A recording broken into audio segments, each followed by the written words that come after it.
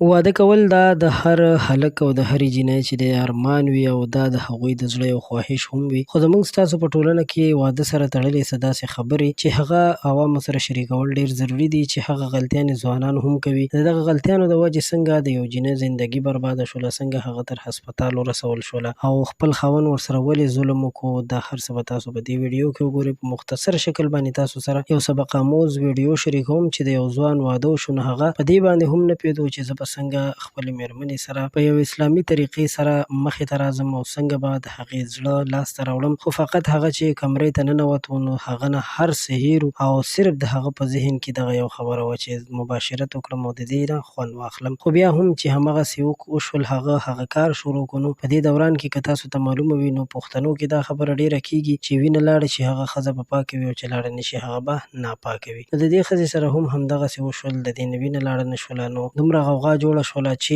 هغه ښځې هم وهل وخوړل، یعنې کومه ناوې چې وه. بیا د هغې نه پس دا ښځه دومره خوږ شوله، زخمي شوه چې تر هسپتاله یې ورسوله او صرف د دې ګناه همدا وه چې د دې نه وینه لاړه نه شوه. نوره دا ښه پاکه ښه کورنۍ وه، داسې څه کرکټر یې خراب نه و، خو بیا هم داسې ظلم ورسره وشو. کیدای شي تاسو هم ډېرې واقعې اورېدلې وي او تاسو سره نږدې شوي هم وي چې د واده په شپه باندې یا ښځه طلاقه کړي یا ښځه ووژني یا ښځې سره نور داسې ظلم وشي. نو د دې نوره هېڅ وجه هم نه وي، د دې ټولو نه لویه وجه همدغه وي چې د واده په شپه باندې دغسې واقعه مخې ته راغلي وي یا دغسې کار شوی وي. په ټولو پښتنو باندې غږ کوم چې داسې یو ایجوکیشن، یو تعلیم عام کړئ د پښتنو دپاره او هغوی په دې خبرو باندې پوه کړئ چې د دغه خبرو سره څه تعلق نه وي. البته دا یو نری د پوټکي غوندې پرده وي او دا ټوپ وهلو سره، بیمارۍ سره یا نور داسې اکټیویټیز چې دا چېرته لرې مزل وکړي، په غر د پاسه داسې وخیږي، نو هغې سره هم له منځه تللی شي. لحاظه دې باره کې دې داسې د غلطو سوچونو نه ټول ځانونه وساتي.